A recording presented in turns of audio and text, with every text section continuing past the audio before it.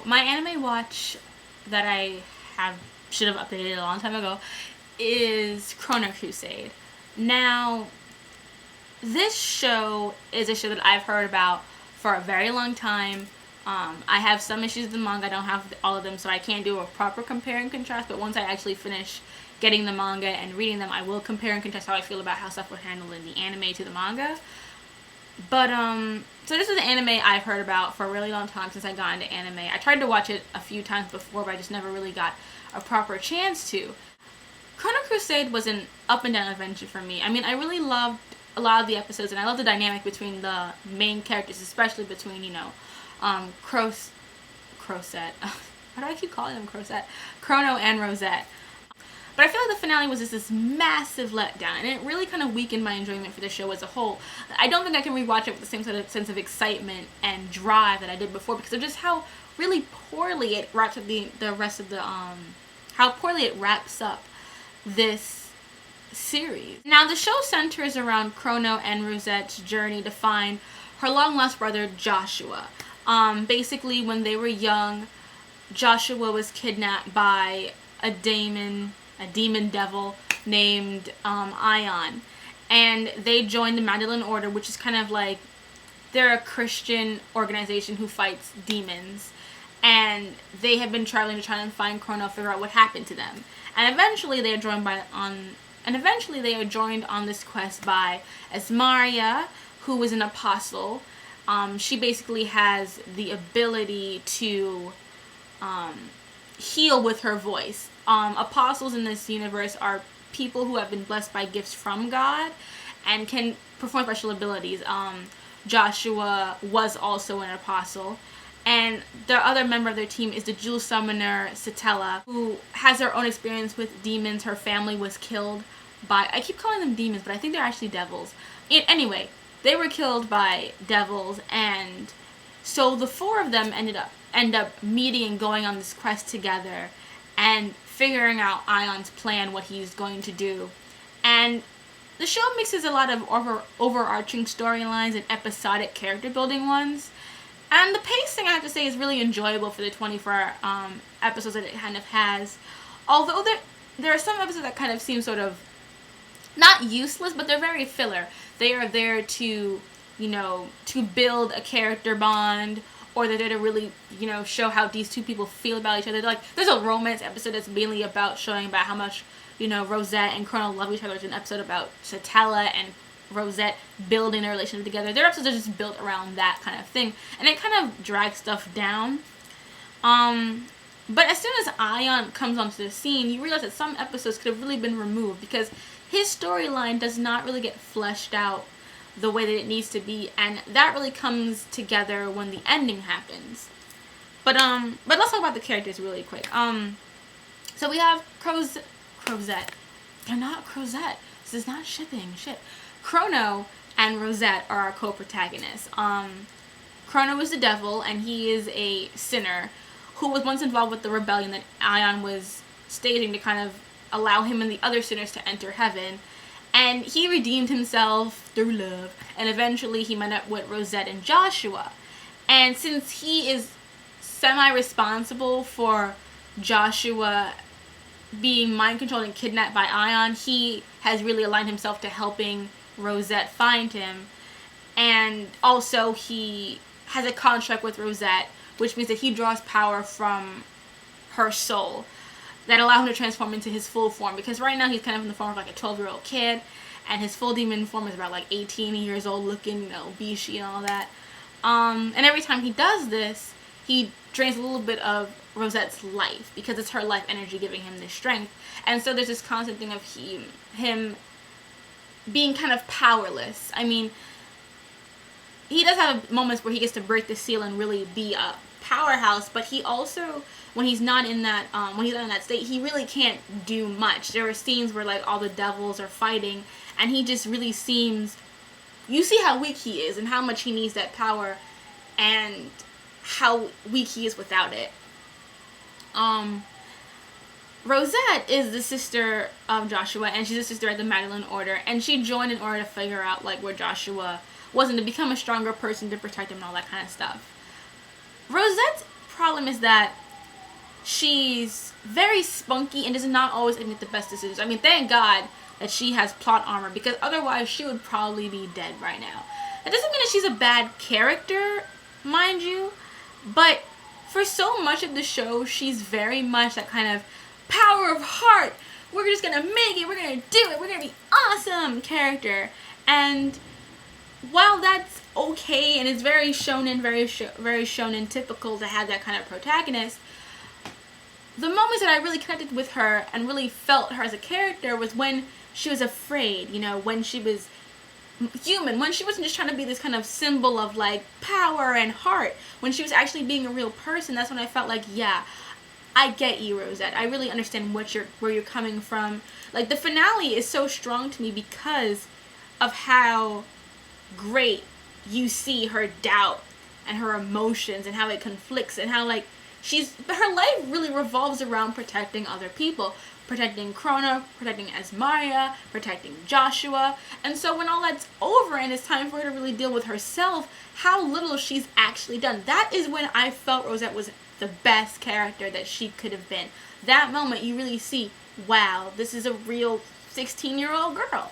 And I felt like that's really what was the best part of her character. Because, you know, inspiring speeches, you know, if I want to do that, I watch Yu-Gi-Oh! You know, I ain't here for all that shit. Because they're great, but they don't make you a character. And you can easily forget her age and how inexperienced she is at times. But at the same time, it's like, she's not very smart. She doesn't make, like I said, she doesn't make the best decisions, and that kind of makes me feel like, why is this our protagonist? Heart. She gets the power of heart tenfold. But it doesn't make her bad to me, but it was one of the things that kind of like, yeah, I get it. You are strong at heart, but could you please use your brain, girl? Girl, please. Like, thinking is good. Thinking is fundamental. Then you get then you get Asmaria. Asmaria is sort of what I would call a less fierce Tomoyo from Card Captors. I mean, she has a good heart, and that is very sweet and all, but her level of actual usefulness is very minimal. Like, I mean, she's important because she's the soul of the group, she's the heart of the group, and her relationship with every one of the main people is important and all that stuff. But at the same time, by the end of the anime, I don't really feel like she grows up that much in terms of becoming a stronger character. I feel like the last part of the last episode really hints to her becoming a more open person and a stronger person, but the anime itself, up until that point, does not make her a better character. She just kind of remains this person throughout the entire thing. Asmaria is the kind of character that's there to be endeared, to be loved, to be sympathized with, because has such a hard life and blah blah blah. And I mean, that's all well and good, but again, it's like, you need to do shit too. Sometimes she will, and I'll be like, good job, girl, you actually did some shit today. But it's like, I have to give her like applause for it. So it's like, her role besides being the heart and the soul of the group is kind of minimal. Satella is a little different from her manga counterpart, like, because I'm not completely done with the manga yet. I've only read up to volume 3. So her bond with the group is completely different. But I can tell you that the bond with her group is completely different. And really, her storyline mostly focuses on her being an Ice Queen and her eventually warming up to Rosette and Chrono and like, you guys are my friends, and her finding her sister and figuring out all that kind of shit out. And it's not to say it's bad, because it's good, and what happens to her made me ball buckets. But at the same time, I felt like, I don't know, her character was so tropey and such a cliche for so long that even when I liked her, I was just kind of like, you're just kind of you're that chick that's always in these things. You're like my Valentine. She's mean and busty, but she's got a big heart and those big titties, you know. And it's kind of like, yeah, that's nice. But again, the ending of her story, though, was more fulfilling than someone like Asmaria, who's really just there to just be kind of like, oh, isn't she sweet? The supporting cast, you know, they're there. They provide their functions. They sort of fade in and out, depending on how the script needs them to be up. So they're not bad. Like, none of these characters are necessarily bad, but they are very stuck in their roles of what they're supposed to be and who they're supposed to be in the show. And it doesn't necessarily make them bad, but it's just like there's nothing more to them than just what's on the label, you know, supportive character, love interest character, protagonist. You know, it's just there. And then there's Aion. Aion is the primary antagonist of this series, and he's the leader of the Sinners, and he's Chrono's brother. I mean, it's in the manga, they are definitely twin brothers. In the anime, it's not really confirmed, but they look the same. Okay, except with different hair colors. So they're brothers. That's all I'm saying. He is not scary. Like, he is a creepy ass perv, but he's not scary. I mean, I usually love silver-haired villains and antagonists. If my Shishomaru poster were here right now, you would see that instead of, you know, my brother's wrestling belt. But Aion is just skeevy. I felt like wanting to wash myself whenever he would do something perverse. I mean, it was just so... I mean, there's a scene where, like, he looks directly at Rosette and all of a sudden she falls down to get a panty shot. What? No. I mean, there were parts where he was kind of badass, where he was kind of intimidating-ish, but he was never scary. And the fact that he kept trying to hump everything like a fucking dog, just... It's like, could you just stop, please? Because this is not creepy. He keeps trying to just molest everyone, and all his plans are really just kind of like, I'm just gonna move this piece here, and thankfully no one on this show is as smart as me, so they can't do anything. So, you know, it was just like his as a villain was just very lackluster to me. Like, and it's just his speech is just like, God sucks. He really does. And we deserve to be loved, and Sid is cool, so we're gonna fuck up people's shit. I read his Dark Materials and it spoke to me, damn it. We're gonna do that. Where's my subtle knife? Where the fuck is it? That was Aion. Like, it was just...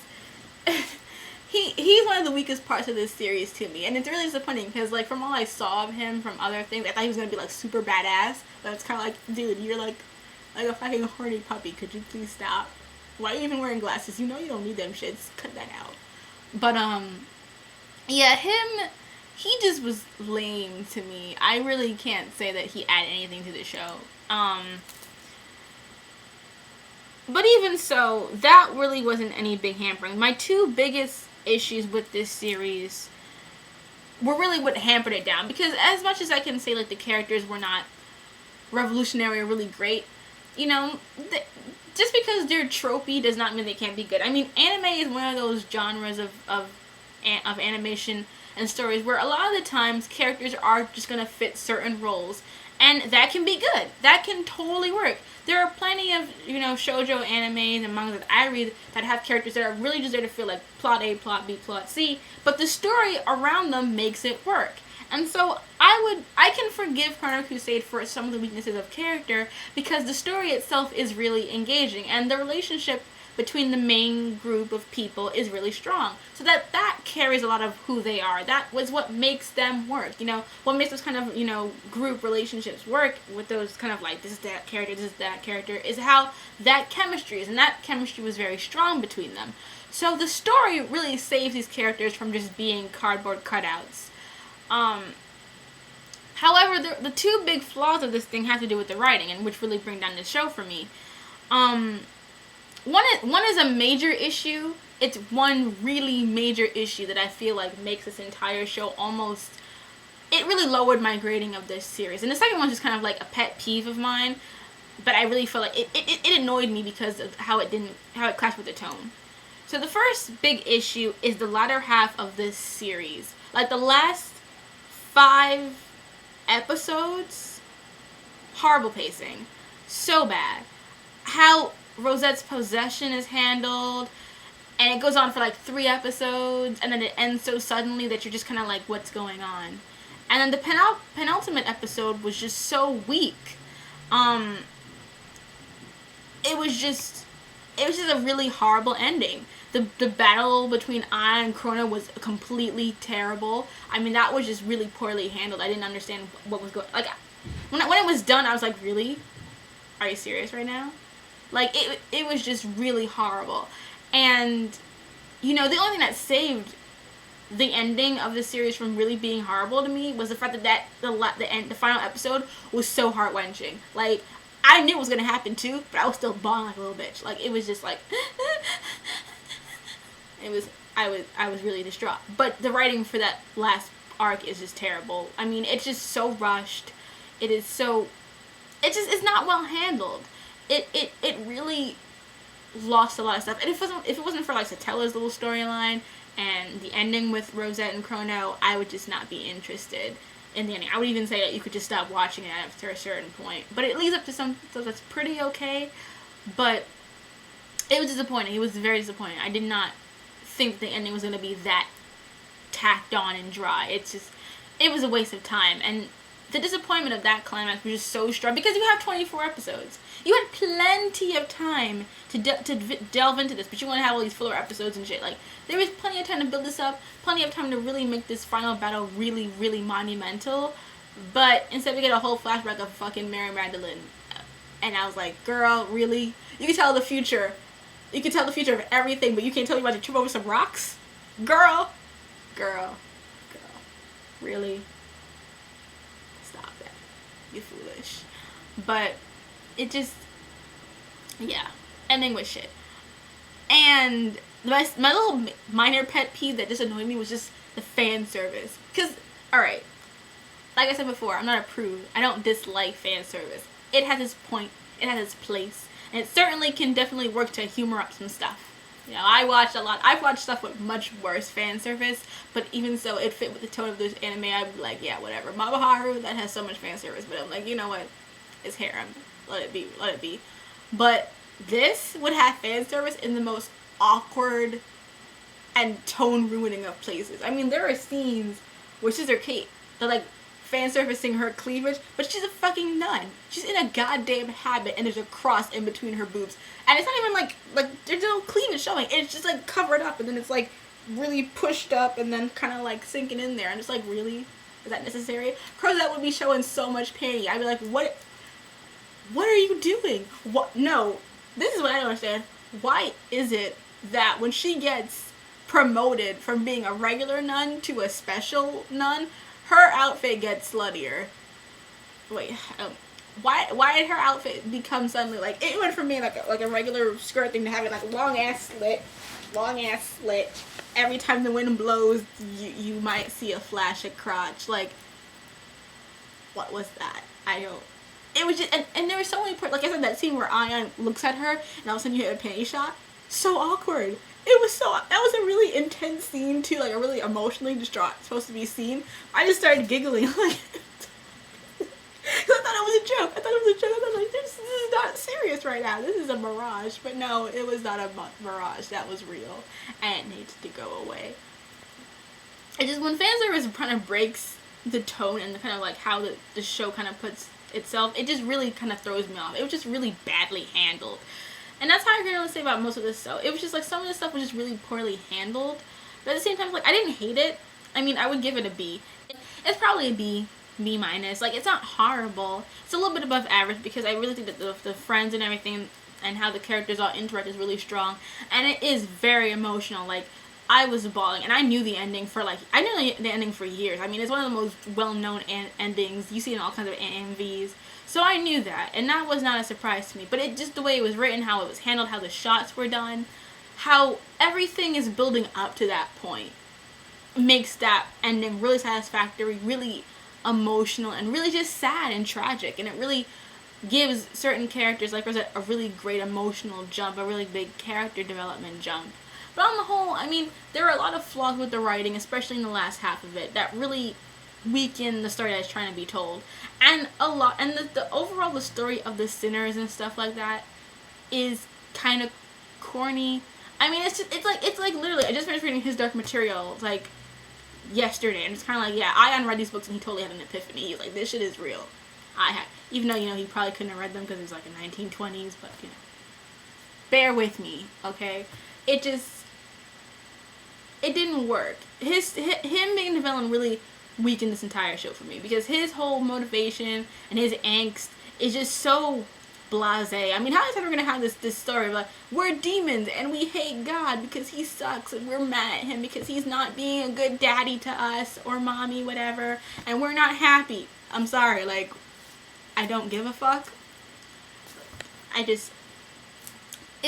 He was the weakest part of this series. His whole storyline dragged the whole story down. And I also didn't like Joshua. Didn't give a shit about him. What was happening to him. I hated the ending with him. It was sucking. It really bothered me. I didn't like it at all. Also, dub versus sub. At first, I thought it was even because I really didn't see any big flaws with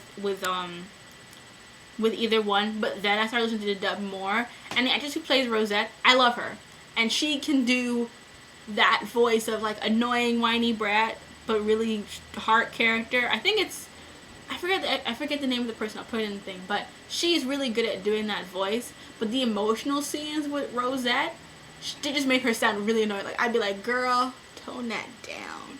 Like, her voice would be like, that you know that sound of just like that really high pitched cry. That's kind of like, girl, I feel bad for you, but I really want you to shut up. It's that, and it's not her because she can do it better. Because I know this voice is kind of meh for me. So a lot of times I did prefer Rosette's voice in the sub to the dub, but everything else was pretty much even. It all, like, none of the voices really matched perfectly to me, but I do prefer Satella's English voice to her Japanese voice because she just sounds more German. But overall, I think Chrono Crusade was fun. It was worth watching, but I feel like you can find it online rather than buying it. You probably wouldn't lose much. I did enjoy it, but it is weak in terms of storytelling, especially in the latter half. But it is saved by having a really good cast of characters that work together as a group to make up for their flaws as characters, and it has a really emotional storyline, which I think will in the end be very satisfactory.